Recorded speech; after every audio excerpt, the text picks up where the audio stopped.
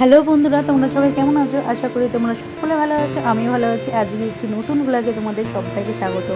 এই পুজোতে আমার হাজব্যান্ড একদিন মাত্র ছুটি পেয়েছে, সেটা হলো ওই অষ্টমীর দিন। আর ষষ্ঠী দিন ছিল উইক অফ, এর জন্য ষষ্ঠীর দিন আমরা 8:30টার সময় বেরিয়ে পড়লাম। আমার ব্লাউজটা আনার ছিল। এদিকে দেখো, আমরা ব্লাউজ আনতে গিয়ে টুনি একবার রাস্তাটা ঘুরে আসছিলাম, কারণ এইবারে পুজোতে ছুটি পাইনি। সেই অষ্টমী দিন ছুটি, সপ্তমী নবমী তো ছুটি পাবেই না, আর দশমীর দিন তো ঠাকুর ভাসান হয়েই যাবে। এদিকে ব্লাউজ আনতে গিয়ে আমরা একটুখানি ঘুরে এসেছিলাম এই কারণে। সত্যি কথা বলতে পঞ্চমী থেকেই ঠাকুর দেখা শুরু হয়ে গেছে আমাদের দিকে, আর কলকাতার ওদিকে তো অনেক দিন আগে থেকে শুরু হয়ে গেছে। এটা সপ্তমী দিন সকালবেলা হাজব্যান্ড কাজে বেরিয়ে গেছে, আর মেয়ে যেহেতু একা, দাদা বললো যে আমি তাহলে ভাগ্নিকে নিয়ে আসি, এখানে খেলাধুলা করুক, সন্ধ্যাবেলায় গিয়ে দিয়ে আসবো। সেই মতো দাদা এসেছিলো ওকে নিতে। আর এদিকে দেখো বাদর খেলা হচ্ছিলো। এই বাদর খেলাগুলো আমরা ছোটোবেলায় খুব দেখতাম, আমাদের খুব আসতো, কিন্তু এখন এটা ইদানিং দেখাই যায় না। অনেক দিন পর, বলতে গেলে অনেক দিন কেন, বহু বছর পর আমি দেখলাম আমাদের এখানে। এদিকে দেখো, মেয়ে যেহেতু কখনো দেখিনি, মেয়ের প্রথম, এর জন্য খুব এনজয় করছে। ওপর থেকে আমরা দেখছিলাম, দাদা যখন আসলো তখন দাদাকে দিয়ে দিলাম। ও দাদা মামার সাথে দেখো দাঁড়িয়ে দাঁড়িয়ে মামার কোলে বসে দেখছে। আর সত্যি কথা বলতে, আমরা ছোটোবেলায় খুব, যখন স্কুল থেকে আসতাম, কোথাও যদি খেলা হতো দাঁড়িয়ে দাঁড়িয়ে দেখতাম, আর যখন পয়সা চাইতো তখন দৌড়ে পালিয়ে যেতাম, যেহেতু তখন পয়সা থাকতো না, যখন স্কুলে পড়তাম। আর যখন বাড়ির সামনে যখন আসতো তখন দিতাম। এদিকে দাদাকে বললাম যে তুই টাকাটা ওর হাত দিয়ে দিয়ে দিস, দেখিস কি করে। আর আমার মেয়ে এত ভীতু, খেলা হয়ে গেছে, মামাকে বলছে মামা তুমি গিয়ে দাও, মানে ও দেবে না। দেখেছো, ও দেখো দিচ্ছে, দেখো হাত সরিয়ে দিচ্ছে।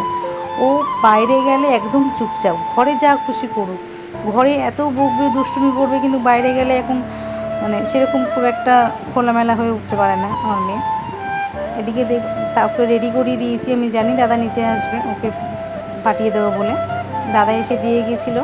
তারপর আমরা টুনি চপ সিঙ্গারা আনতে গেছিলাম, যেহেতু পুজো কন্ডার দিনে না, সত্যি কথা বলতে ঘরে খাবার খেতে ভালো লাগে না, আর বাইরে খাবার কী খাবো, বিরিয়ানি ওই খাওয়া ছেড়ে দিয়েছি। যাই হোক, লাস্টে বললাম হাজব্যান্ডকে যে আমি চপ সিঙ্গারা নিয়ে এসে খাবো। হাজব্যান্ড বললো ঠিক আছে, আমার যদি তাড়াতাড়ি ছুটি হয়ে যায় তাহলে বেরোবো, নইলে তোমরা তোমাদের মতো করে একটু ঘুরো।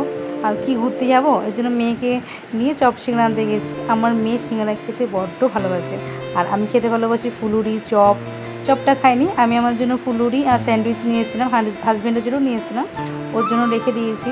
আমি আর মেয়ে খেয়ে নিচ্ছি, জানি না কখন আসবে। এদিকে দেখো, খেতে খেতে হাজব্যান্ড ফোন করে আমাকে বললো যে আমার তাড়াতাড়ি ছুটি হয়ে যাবে, রেডি হয়ে থেকে বেরোবো। এদিকে দেখো, আমার মেয়ে আমার সঙ্গে খাবে। ওকে না বাইরে খাওয়া খুব একটা দিই না, কিন্তু পুজোর 4টে দিন ঠিক করেছে, আর অত কিছু বলবো না। পুজোর 4টে দিন খাক, তারপর নয় আবার আগের রুলসে ফেরা যাবে। কিন্তু ওটাই ভয় যে এই 4টা দিন যদি বাইরে খাবার দেওয়া হয়, তারপর ওদেরও ঘরে খাবার খাবে কি না, কারণ বাইরের নেশা হয়ে গেলে তো মুশকিল। যাই হোক, এদিকে দেখো, আমি যেহেতু স্যান্ডউইচ খাচ্ছি, ওকেও খেতে হবে। আর সত্যি কথা বলতে, আমরা যেই দোকান থেকে স্যান্ডউইচ নিই, ওটা প্রতিদিনেরটা প্রতিদিন বিক্রি হয়ে যায়, মানে দোকানে আজকেরটা কালকে পড়ে থাকে না। এদিকে হাজব্যান্ড চলে এসছে, এখন বাজে ঠিক 10টা বাজে 10 মিনিট বাকি। হাজব্যান্ড বলে চলো ওই আধ ঘন্টার মধ্যে ঘুরে আসি, এটা সপ্তমী দিন রাত। আমি তো নতুন জামা পরিয়েছিলাম, মেয়েকেও পরিয়েছিলাম, মেয়েকে চেঞ্জ করে আর একটা পরিয়ে দিয়েছি, এবং চলো আমরা কি ঘুরে আসি কিছুক্ষণের জন্য হলেও। পুজোর সময় ঘরে থাকতে একদমই ভালো লাগে না। বললো যেহেতু অষ্টমী দিন ছুটি আছে, তা রাত করে ঘর ঢুকলে অসুবিধা নেই। তবুও আমরা 11টার মধ্যে ওই 1 ঘন্টা 10 মিনিটের মতো বাইরে ছিলাম। এদিকে দেখো, প্যান্ডেল ঠাকুর দেখছিলাম, আর আমার কিন্তু এসব লাইটিং দেখতে বেশ ভালো লাগে, কিন্তু কলকাতায় যেতে না। এদিকে বাড়ি আসার সময় হাজব্যান্ডকে বললাম তুমি কি খাবে, বললো তো আমি রোল খাই। আমি যেহেতু ঘর থেকে খেয়ে এসেছি, আমি খেলাম না। আর রোল, আমি যেহেতু ডিম খাই না, তার জন্য রোলটা খেলাম না। এদিকে দেখো, মেয়েকেও আজকে খাচ্ছি, বললাম না পুজো করেন বারণ করলাম না। আজকে ভিডিওটা এতটাই ভালো লাগলে লাইক